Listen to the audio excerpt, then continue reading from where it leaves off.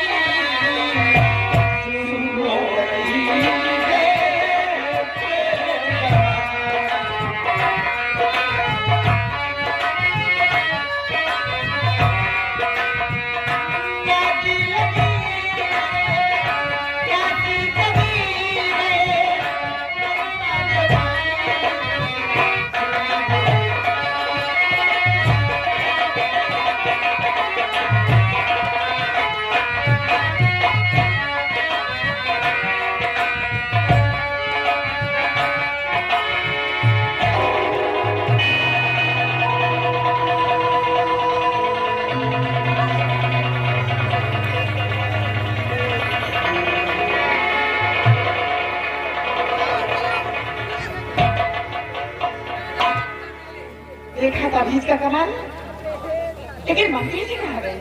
महाराज की तो बेहोश कर दी। मंत्री जी मालूम नहीं कहाँ सकते, अगर चक्कर आप उठा तो फिर गड़बड़ हो जाएगा। भैया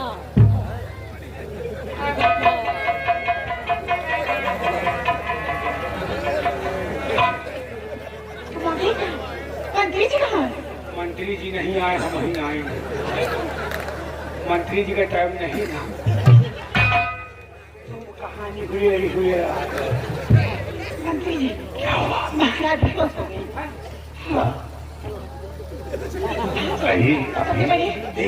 एक काम करिए, महाराज को कमरे में करा दो। एक काम करो, देखो महाराज को उठाओ, चुपचाप यहाँ से कमरे में डालो इनको। अभी जल्दी करो। अरे महाराज सुनो, महाराज को कमरे में कर दो, उसके बाद हम मंत्री रहेंगे यहाँ पर। जाओ यहाँ से। हाँ जल्दी करो।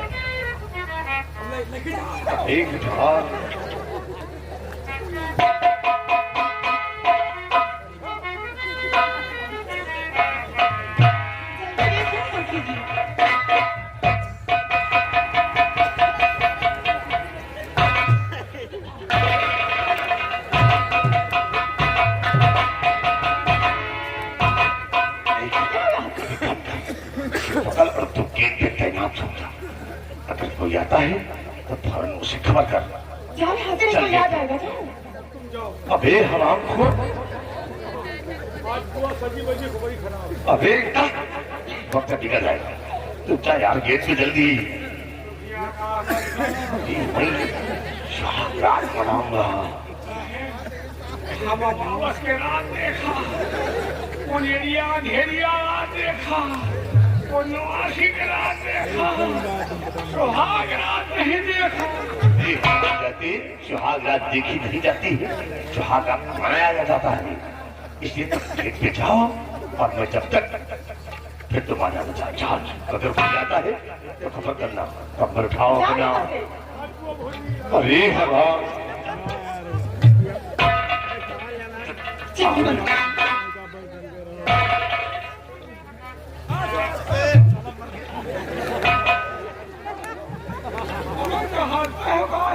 साले हरामखोर, तुम्हारे पेट में चूहे लग रहे क्या? अरे तुम जाओ यहाँ से। तो जाओ, गेट पे तैनात हो जाओ। जाओ।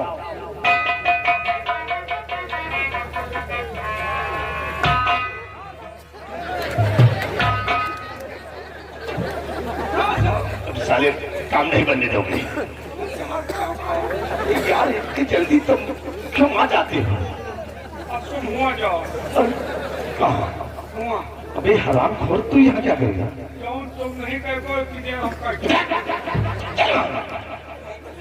जाओ, नहीं तो कोई आ गया तो खेल नहीं रह जाएगा। हो भाई तो हम बताऊँ कोई आता है तो खबर करना मुझे पक्का।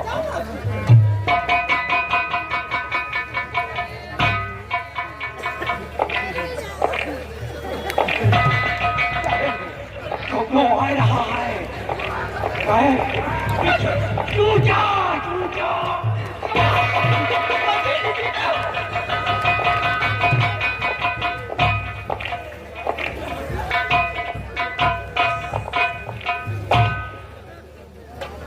राजमाता प्रणाम। राजमाता क्या बात है, हमें शादी में इन्वाइट नहीं किया गया, क्या महाराज मुझसे नाराज हैं? सेनापति मुझे क्या मालूम, मैं तो अभी नई आई हूँ।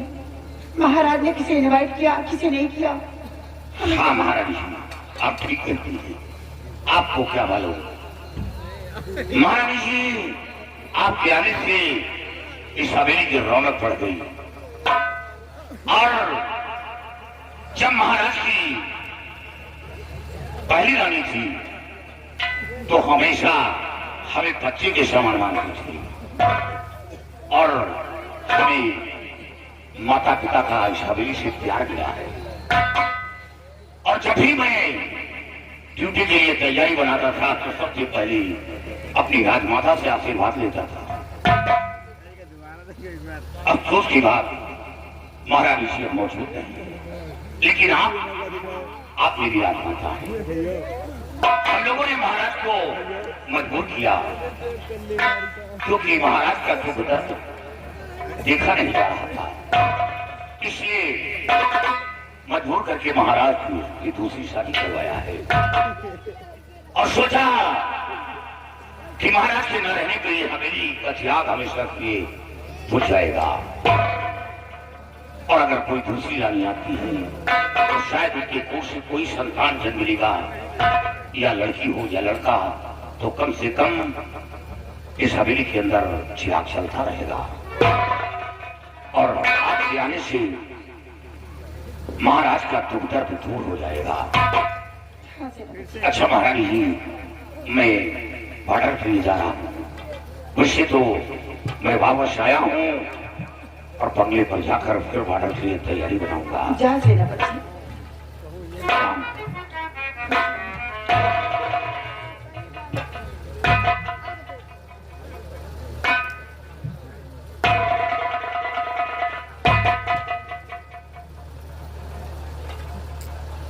महाराज जी जूता किसका है? जूता ये जूता महाराज जी का है। महाराज जी ये जूता किसका है? ये महाराज जी का जूता है। महाराज जी महाराज के पैर का जूता 7 नंबर का लगता है और ये जूता 9 नंबर का है। सेनापति ये 9 नंबर का जूता है, महाराज जी का है। महारानी जी थोड़ा साइज बड़ा है। साइज बड़ा है, साइज छोटा बड़ा होता है लेकिन नंबर वही रहता है। महारानी जी आप हमें बेवकूफ समझ रही हैं। महारानी जी आप मेरी माता के समान हैं और ये हवेली है, यहाँ की मान मर्यादा को कायम रखना ये आपका धर्म है। सिपाही ये जूता ले लो। महाराज जी पूछेंगे तो क्या जवाब देंगे कि बता देना महारानी जी, बता देना कि सेनापति रणधीर प्रताप सिंह आए थे और वो जूता लेकर गए थे। घबराई नहीं महारानी जी, ये पहली गलती जो माफ कर रहा हूं, क्योंकि कोई ऐसा कदम मत बढ़ाओ जिससे हवेली की संताजत खाक ले आए। और मैं कुछ नहीं कहूंगा, समझने वाले को इशारा काफी होता है। महारानी जी आप मेरी माँ के समान हैं।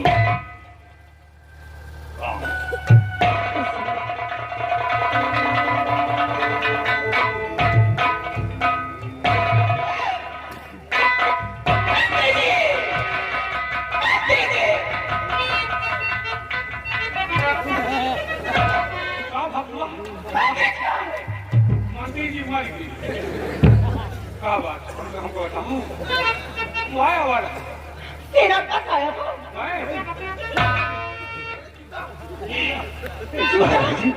क्या आज भाई कदम हो गया मंत्री जी, आज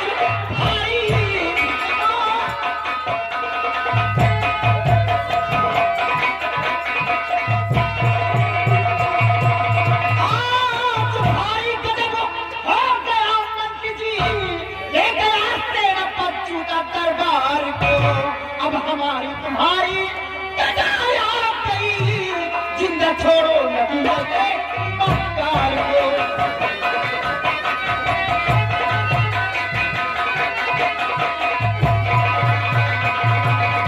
मंत्री जी, वो मेरा सेनापति जूता यहाँ पर से उठा करके ले गया। क्या रणबीर प्रताप सिंह? अगर महाराज को मालूम हो गया तो हमारा तो जीना पार हो जाएगा।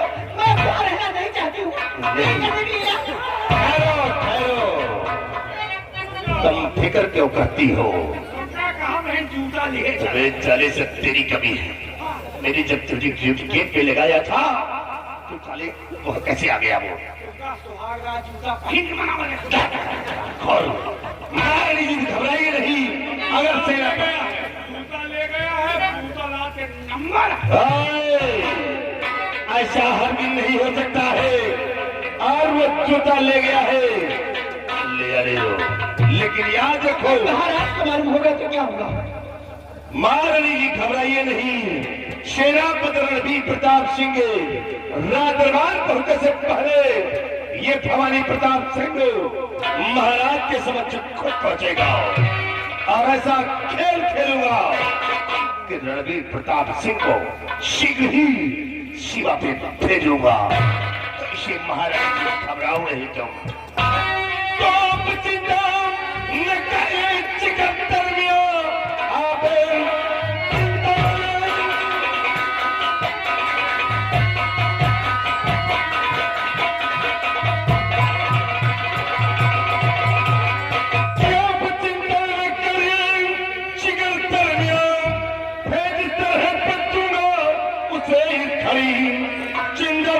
वहां से न पाएगा, लात उसकी तो होगी वहीं पे पड़ी।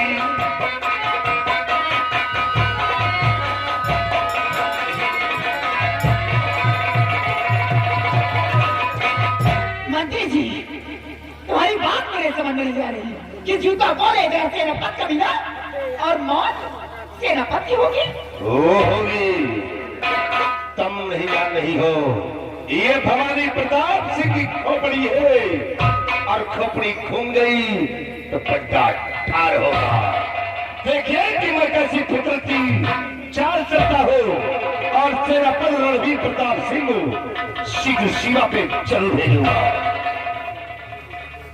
चमेली, तुम नहीं जानती हो मैं दिन का तो मंत्री हूँ, लेकिन रात को टाकू शेरा अपना भैंस टाकू शेरा का बनाऊंगा और देखी रणबीर प्रताप सिंह को उस पीखों में जब तक दुनिया से नहीं मिटा दूंगा तब तक मैं अपनी सूरत भी नहीं दिखाऊंगा।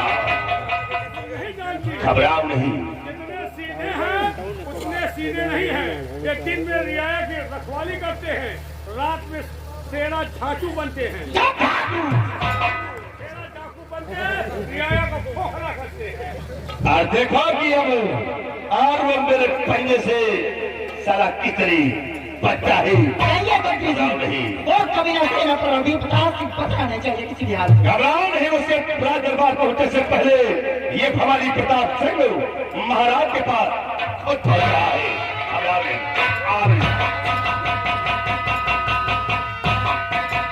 रणबीर प्रताप सिंह कमीने, तूने जूता नहीं ले गया, अपनी बात को लेकर गया है।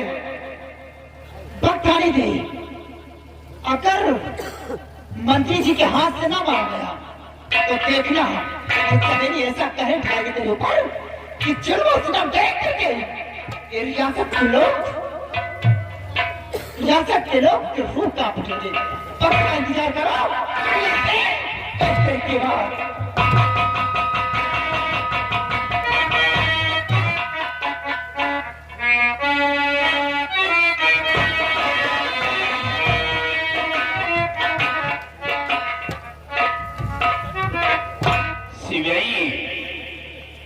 हमने भवानीपुर से सिख को रियासत की तरफ भेजा है, लेकिन अभी तक वापस नहीं आए। हम उनके आने का इंतजार करेंगे। राजन, बहुत गजब हो गया है। क्या हुआ महाराज, एक शेरा नाम का डाकू जो रियासत के अंदर कोहराम मचा रखा है और सीमा के सटे हुए गांव में लूटपाट मचा रहा है, लोगों का जीना हराम कर रखा है राजन। इसलिए महाराज, शेरा पर रणवीर प्रताप सिंह को इसी वक्त उस ओर लगाया जाए महाराज। नहीं तो महाराज, न जाने कितनी औरतें विधवा हो जाएंगे, न जाने कितने बच्चे यतीम हो जाएंगे राजा। हाँ महाराज। यानी तुम्हारे कहने का मतलब कि एक शेरा नाम का डाकू वो हमारी प्रजा में लूटपाट मचा रखा है, तो तुम लोगों ने उसके विषय में क्या किया? महाराज, हम लोग क्या कर सकते हैं? इसी महाराज, मैं चाहता हूँ कि ये काम कर ही क्या सकते हैं। वो सीमा के सटे हुए गांव को लूटता है, ये काम सेनापत का है। राजा, अगर रियासत ही अंदर हो तो हम कर सकते हैं। जाओ, इसी वक्त सेनापति रणवीर प्रताप सिंह को बुलाया जाए।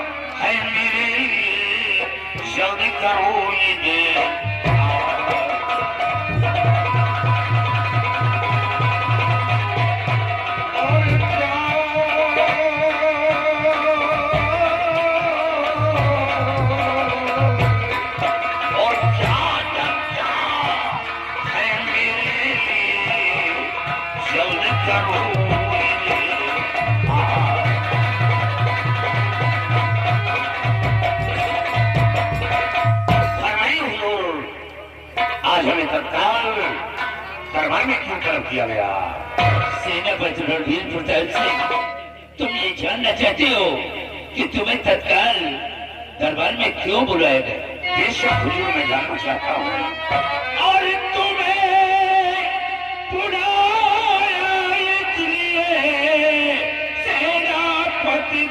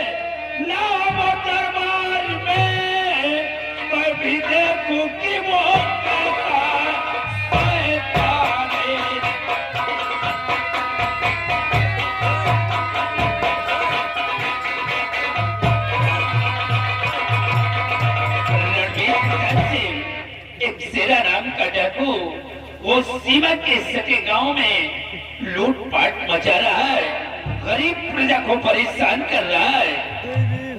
महाराज, शेरा डाकू का नाम पहली बार सुन रहा हूँ। और रियासत के अंदर कोई शेरा डाकू नहीं था, लेकिन ये कहाँ का आतंकवाद आ गया? यही तो मैं भी सोच रहा हूँ कि शेरा का नाम आज पहली बार मैं सुन रहा हूँ। तो हुक्म दीजिए, न महाराज तेरी करो हुक्म दीजिए।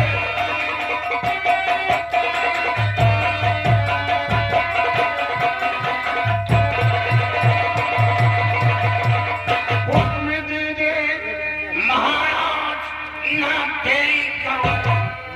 फौज बार्डर पर लेकर अभी जा रहा, तय कर रहा उस डाकू मक्कार को, पक्का पादा ये शेरा।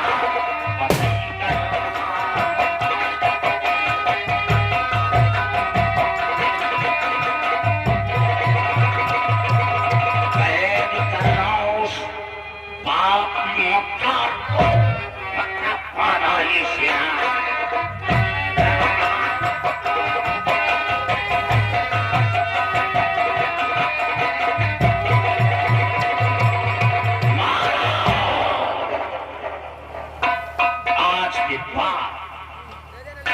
शेरा का नाम और निशान मिटा दूंगा। आज के वो शेरा हमेशा हमेशा के लिए इस दुनिया से चला जाएगा। चलो अभी मैं अपनी फौज पे अलर्ट कर देता हूँ और चारों तरफ सीमा जाम करवा दूंगा। कोई दुश्मन, कोई आतंकवाद, कोई डाकू खैरागढ़ रियासत के अंदर प्रवेश नहीं करेगा। वो महाराज आप निश्चिंत रहे। महाराज एक बात बताओ। कौन सी बात? आपने हमें शादी में इनवाइट नहीं किया, बात क्या है? आप मुझसे कुछ नाराज हैं? नहीं, तुम्हारा सोचना गलत है रणवीर प्रताप सिंह। हमने भवानी सिंह को आदेश दिया था कि शादी के पहले रणवीर प्रताप सिंह को फोन कर दो।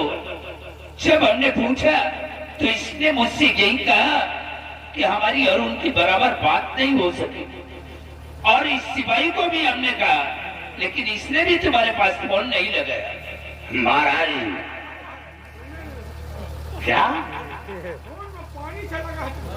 इसका पानी चला गया। महाराज वो मेरा फोन कभी स्विच ऑफ नहीं होता, लेकिन ठीक है कोई बात नहीं, लेकिन संपर्क नहीं हो पाया। मेरे फोन पर किसी का संपर्क न हो, यही तो मैं भी आसन में हूँ। कभी ऐसा हो नहीं सकता। लेकिन महाराज आप